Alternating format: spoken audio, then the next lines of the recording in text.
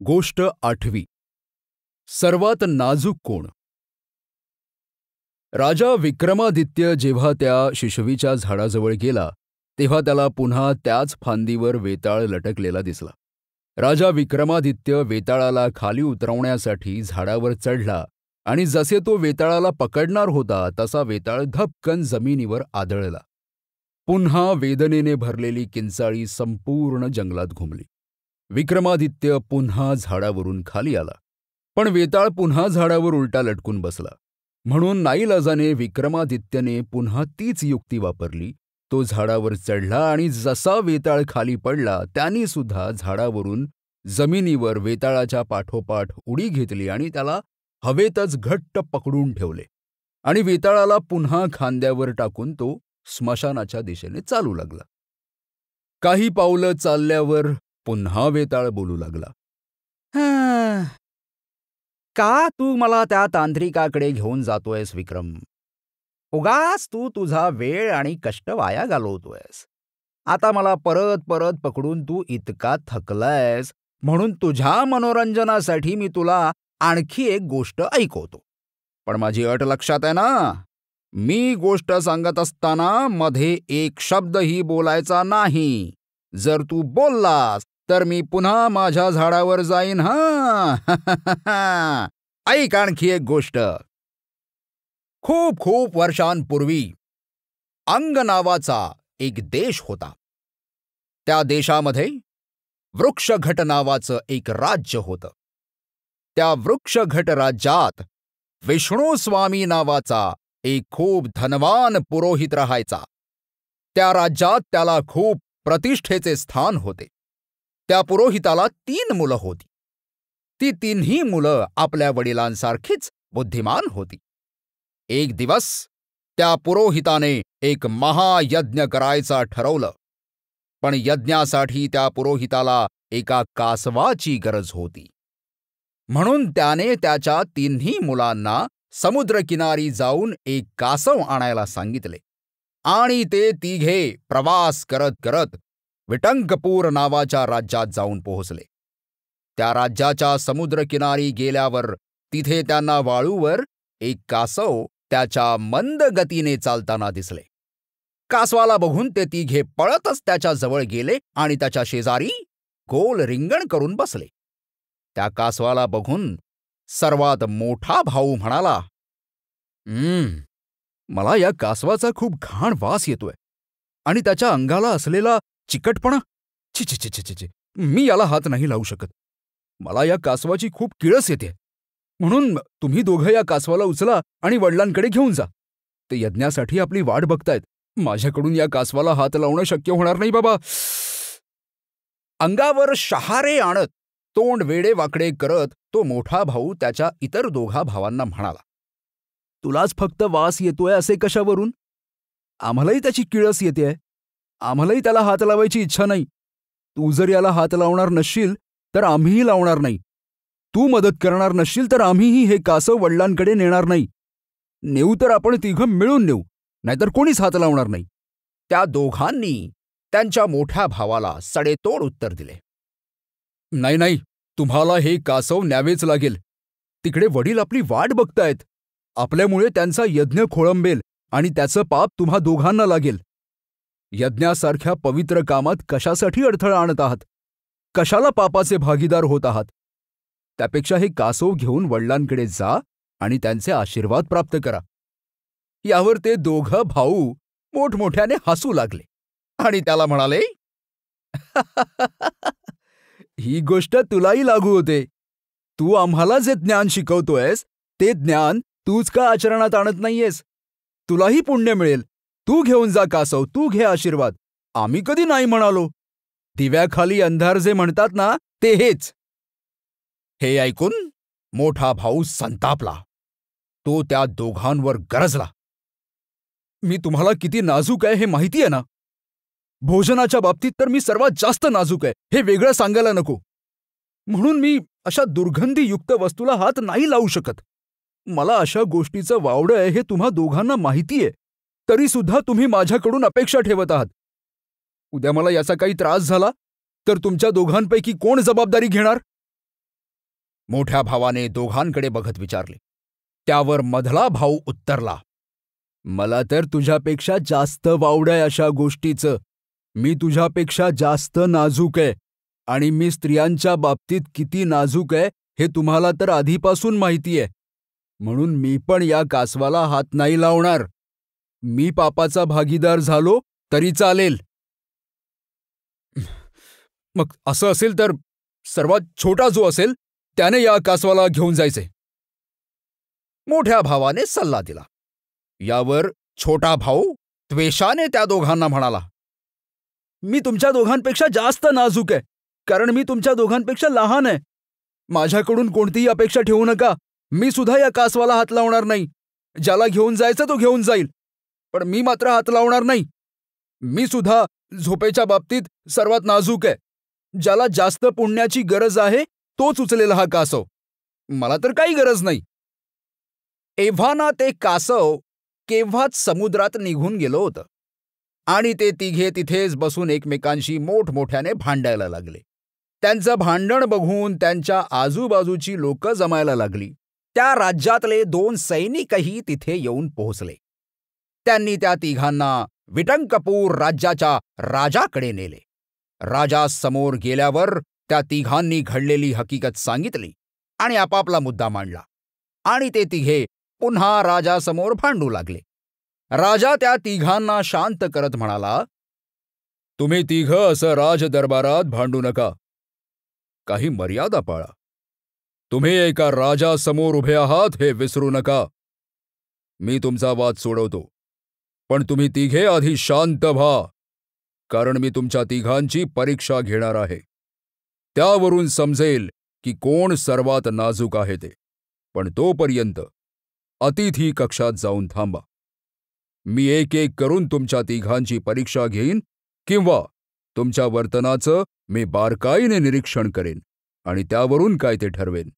पण तोपर्यंत तुम्ही राजमहालात आहात याचं भान विसरू नका आणि आपापसात पुन्हा भांडत बसू नका. असं म्हणत राजाने ती जबाबदारी स्वतःवर घेतली. सेवकाने त्या तिघांना अतिथी कक्षात नेऊन सोडले. काही वेळ ते तिघे तिथेच राहिले. जेव्हा दुपारच्या भोजनाची वेळ झाली तेव्हा त्या तिघांनाही राजाने बोलावले आणि त्यांच्या समोर नाना विविध पदार्थ वाढले. जेवणाचा तो राजेशाही थाट बघून त्या तिघांना सडकून भूक लागली. जेव्हा सेवकांनी त्यांच्या समोरच्या सोन्या चांदीच्या ताटांमध्ये जेवण वाढले तेव्हा लहान भाऊ आणि मधला भाऊ त्यावर तुटून पडले. त्यांनी पटापट खायला सुरुवात केली, पण मोठा भाऊ तसाच शांत बसून होता. त्याच्या चेहऱ्यावर एक वेगळीच कडवटपणाची छटा होती. त्याला काही केल्या एकही घास गिळेना. तो अनेक आढेवेढे घेऊ लागला आणि शेवटी तो एका बाजूला तोंड करून बसला. तेव्हा राजाने त्याला विचारले, इतकं स्वादिष्ट भोजन सोडून तू एका बाजूला तोंड का करून बसलायस? काही खात का नाहीयेस? तू अजून एकही घास खाल्लेला नाहीयेस. काय झाले? यावर तो मोठा भाऊ उत्तरला, महाराज, या भातामधून मला प्रेताचा वास येतोय. काय? हे ऐकून राजा चमकला. हो महाराज, जळणाऱ्या प्रेताच्या धुराचा वास मला येतोय. त्यामुळे जेवण जरी स्वादिष्ट असले तरी या वासामुळे मला ते खायची अजिबात इच्छा होत नाही. खूप भयंकर दुर्गंधी या भातातून येते. हे ऐकून राजाने त्याच्या सर्व सेवकांना बोलावले आणि सर्व सेवकांना त्या भाताचा वास घ्यायला सांगितला आणि सर्व सेवकांनी तो भात किती उच्च कोटीतला, किती सुगंधी आहे हेच सांगितले. कोणालाही त्या भातातून जराशीही दुर्गंधी आली नाही. शेवटी राजानेही वास घेऊन बघितला आणि तो मोठ्या भावाला म्हणाला, या भातात कोणताच दोष नाहीये. हा भात उत्तम प्रतीच्या तांदळापासून बनवला आहे. तुला कशी काय दुर्गंधी येत आहे? महाराज, माझ्यावर विश्वास ठेवा. मी खरंच सांगतोय, मला यातून दुर्गंधी येते. मोठा भाऊ त्याच्या म्हणण्यावर ठाम होता. म्हणून महाराजांनी भातासाठी वापरलेला तांदूळ आला कुठून हे शोधण्यासाठी त्याच्या सर्व सेवकांना सांगितले. तसे राजाचे सर्व सेवक राज्यभर पसरले. तोपर्यंत लहान भाऊ आणि मधला भाऊ जेवणावर चांगलाच ताव मारत होते.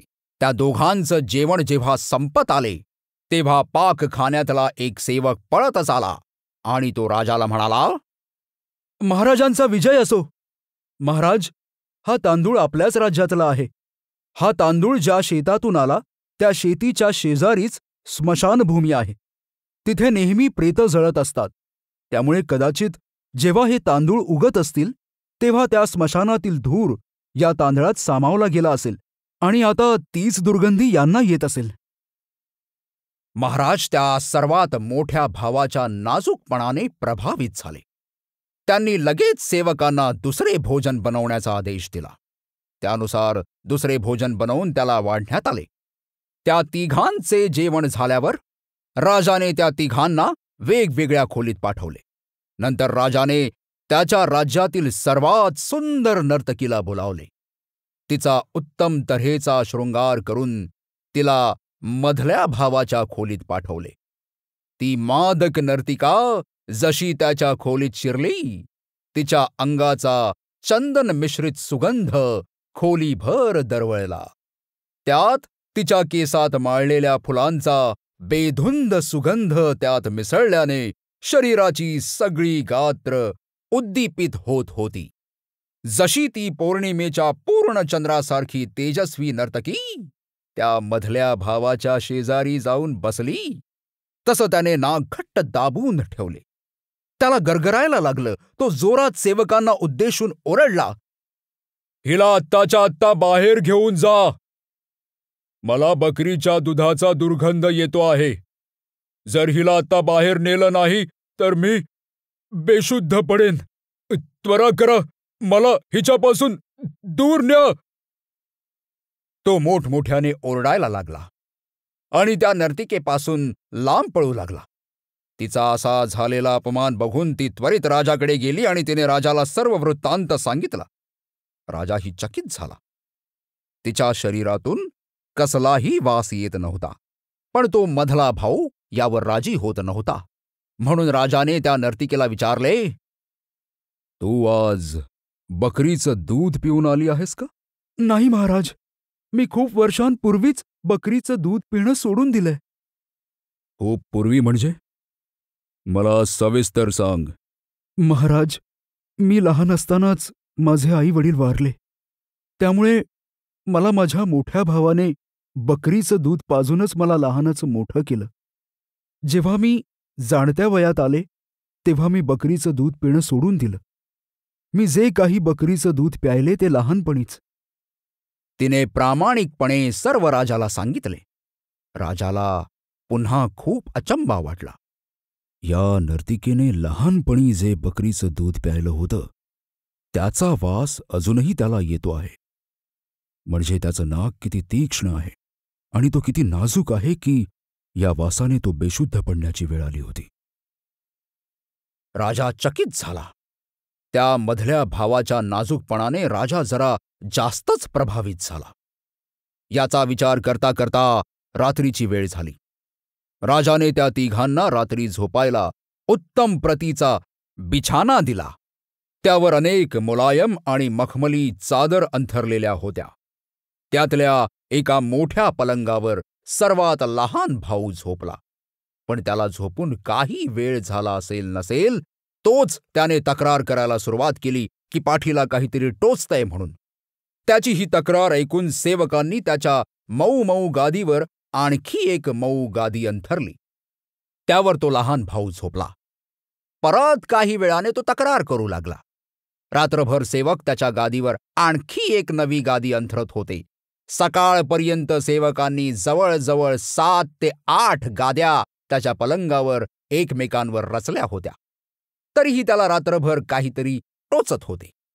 जेव्हा सकाळ सकाळी सेवकांनी ही बातमी राजाला दिली तेव्हा राजा त्याला त्वरित भेटायला आला. काय झाले? तुम्ही रात्रभर जागे होतात असं सेवकांनी सांगितलं. काय झाले? महाराज, मला पाठीला काहीतरी टोचत होतं. त्यामुळे मला झोपच आली नाही. हे बघा, माझ्या पाठीवर खांद्याच्या खाली कसला तरी व्रण पडलाय. असं म्हणत त्या छोट्या भावाने राजाला त्याच्या पाठीला पडलेला तो व्रण दाखवला. तो व्रण एका धाग्यासारखा होता. राजाने सेवकांना एक एक करून सर्व गाद्या खाली उतरवायला सांगितल्या. सर्वात शेवटच्या गादी खाली राजाला एक बारीक केस आढळला. तो केस आणि त्या छोट्या भावाच्या पाठीवरचा व्रण अगदी सारखा होता. गादी खालचा केस या तरुणाला रात्रभर बोचत होता आणि त्याचा व्रण देखील त्याच्या पाठीवर पडला. हे बघून राजाला आश्चर्याचा जबरदस्त धक्का बसला. 7 ते 8 गादी खालचा एक केस या तरुणाला जखमी करू शकतो, म्हणजे हा तरुण किती नाजूक म्हणावा. राजाने त्याची प्रशंसा केली. त्या तिघा भावांची अवस्था बघून राजा खूप प्रभावित झाला आणि बक्षीस म्हणून त्याने त्या तिघांना 3 लाख सुवर्णमुद्रा दिल्या. आणि अचानक वेताळ बोलायचं थांबला. काही क्षण तो गप्प बसला आणि मग तो राजा विक्रमादित्यला उद्देशून म्हणाला, विक्रम, आता मला सांग, या तिघांपैकी सर्वात नाजूक कोण? लहान भाऊ की ज्याला 7 गादी खालच्या केसामुळेही त्रास झाला? त्या इतक्या मऊ गाद्यांमधून सुद्धा त्या केसाचा व्रण त्याच्या पाठीवर पडला तो लहान भाऊ? का मधला भाऊ, ज्या नर्तकीने लहानपणी बकरीचे दूध प्यायले होते, त्या लहानपणीच्या बकरीच्या दुधाचा वास देखील त्या मधल्या भावाला आला? तो सर्वात नाजूक आहे? का मोठा भाऊ, ज्याला भात खाताना प्रेताचा दुर्गंध आला, कारण तो तांदूळ स्मशानभूमीच्या शेजारच्या शेतीत पिकला होता? या तिघांपैकी सर्वात नाजूक कोण? बोल बोल बोल विक्रम, बोल. जर तुला उत्तर माहीत असूनही तू बोलला नाहीस तर मी तुझ्या मस्तकाचे असंख्य तुकडे करीन. माझ्या प्रश्नाचं उत्तर दे विक्रम. कोण आहे सर्वात नाजूक? बोल विक्रम, बोल. बोल विक्रम, बोल. शेवटी नाईलाजाने राजा विक्रमादित्यला बोलावे लागले. तुमच्या प्रश्नाचं उत्तर मला माहीत आहे वेताळ. तर ऐका. जर परिस्थितीनुसार विचार केला तर माझ्या मते लहान भाऊ हा सर्वात नाजूक आहे. कारण त्याच्या नाजूकपणाचं प्रात्यक्षिक स्वतः राजाने डोळ्याने बघितले. एका साध्या केसामुळे त्याच्या पाठीवर व्रण पडला आणि तो स्वस्थ झोपू शकला नाही. हे सर्वांनी त्यांच्या डोळ्यांसमोर बघितले. पण बाकी दोघा भावांच्या गोष्टी ऐकीव असू शकतात. त्यांना ही माहिती कुठून दुसरीकडून देखील मिळण्याची शक्यता आहे. ती ऐकीव माहिती असू शकते आणि त्यांनी तीच दुसऱ्याकडून ऐकलेली माहिती सांगितली असेल. पण छोट्या भावाचा नाजूकपणा हा ऐकीव नाहीये. त्याने स्वतः तो अनुभवला आहे आणि त्याचा पुरावा त्याच्या पाठीवरचा व्रण सांगतो आहे. त्यामुळे त्या 3 भावांपैकी सर्वात नाजूक भाऊ त्यांचा लहान भाऊ आहे. शाबास विक्रम, शाबास. अगदी बरोबर उत्तर दिलंस. पण तू तुझं मौन सोडलंस. तू बोललास. मी काय सांगितलं होतं? जर तू बोललास तर मी पुन्हा माझ्या झाडावर निघून जाईन. आणि तू बोललास म्हणून मी चाललो. आणि वेताळ त्याच्या खांद्यावरून पुन्हा उडून हवेत तरंगायला लागला आणि तो उडत उडत पुन्हा त्याच्या झाडावर जाऊन लटकला. म्हणून राजा विक्रमादित्य पुन्हा त्या अंधारात शिशवीच्या वृक्षाकडे चालत निघाला वेताळाला पुन्हा पकडण्यासाठी.